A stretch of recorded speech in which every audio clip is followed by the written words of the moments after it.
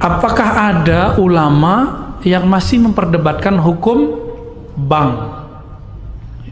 Mau denger nggak nih? Ya, ini pahit ini ya. Ini berat tapi saya wajib menyampaikannya. Ada yang lulusan Al-Azhar nggak? Ada yang pernah ke Mesir nggak? Di Mesir ada Darul Ifta. Darul Ifta itu lebih kuat daripada MUI karena MUI cuma kumpulan ormas. Fatwanya hanya bersifat himbauan. Tapi Darul Ifta itu langsung diakui oleh negara. Itu di Mesir. Ya, fatwanya itu langsung diakui oleh negara. Ulama Mesir tahun 82-83 mengeluarkan fatwa bank itu apapun namanya haram. Alasannya apa? Karena bertambah, ada yang bertambah, bunga apapun namanya disebut dengan riba. Tapi Syekh Tontowi di tahun 87, 88, 89 mengeluarkan pendapat baru, boleh, tapi pendapat pribadi. Akhirnya di tahun 90-an, 2000-an, ulama-ulama Darul Ifta dan ulama-ulama Azhar kemudian mengkaji kembali. Hasilnya tahun 2003 Darul Ifta Mesir menfatwakan bahwa bank itu halal. Gimana itu? Wah, Ustadz ini liberal lagi nih. Kalau aneh liberal, maka Al-Azhar liberal. Ada yang berani bilang Azhar liberal? Darul Ifta liberal, ada yang berani bilang itu. Nah, liberal itu bukan itu.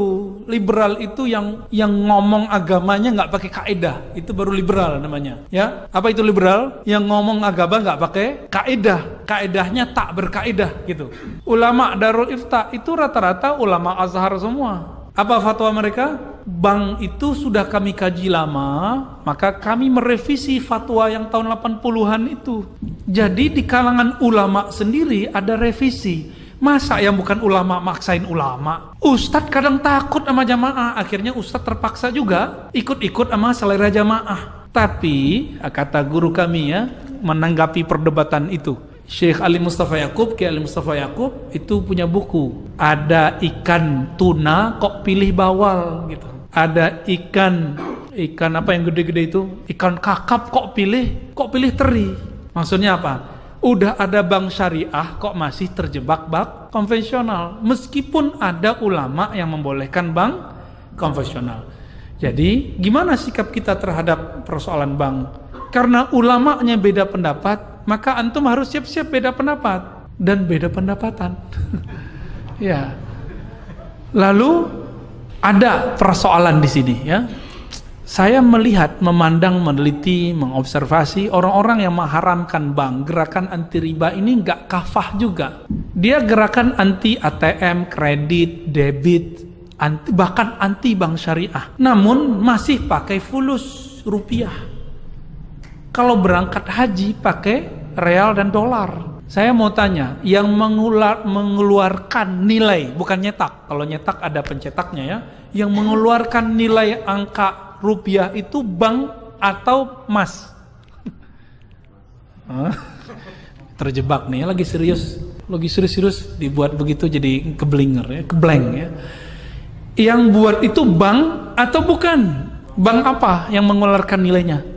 BI. Antum itu mengharamkan bank tapi pakai produknya, tuh tanda nggak paham hukum fikih dan qawaid fikih. Dalam kaidah fikih ada sebuah kaidah at-tabi'u tabi'un. Kalau kamu mengharamkan A, maka apapun yang dihasilkan dari A haram. Kalau kita haramkan bank, maka antum haram menggunakan ATM, haram menggunakan fulus kertas atau fulus koin ataupun elektronik, haram semua. Maka beragama jangan picik. Kita kembali ke dinar dan dirham. Allahu Akbar. Dinar itu diadopsi Rasulullah dari Romawi, ya kan? Nabi aja bisa ngadopsi, masa ente nggak ngadopsi? Ini mau kembali ke zaman barter kali ya? Mau zaman barter? Nauzubillah min dzalik. Yang dianggap ilmu ternyata ketidakmengertiannya. Tidak mengerti itu kalau bahasa kasarnya apa? Jahilun. Tapi kita nggak pakai ya, walaupun sebenarnya begitu. Jadi ulama kita beda pendapat. Saya sudah tanya ke MUI di pusat, ternyata MUI yang mereka masuk ke DSN, Dewan Syariah Nasional, itu ternyata pas dicek dompetnya separuh itu bank konven, tapi dia duduk di Dewan Syariah Nasional yang membawahi bank-bank syariah. Kan aneh. Iya, ternyata ulama-ulama yang yang menganjurkan bank konvensional sendiri juga belum tentu mengharamkan ulama yang menganjurkan bank syariah belum tentu juga menganjurkan bank. Begitulah ya. Dia belum move on 100% gitu. Seandainya Indonesia ulamanya serius, ayo kita bareng-bareng tinggalkan bank syariah, bank konvensional. Hancur juga tuh.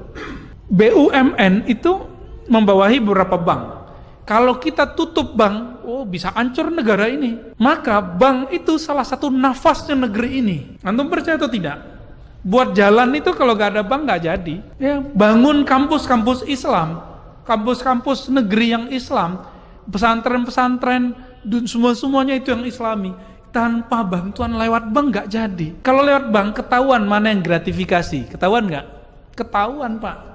Tapi kalau pakai kardus, pakai kotak, pakai plastik nggak ketahuan. Hati-hati di sini. Oleh karena itu, saya mengajak, ayo ulama kita sudah buat bank syariah, ya.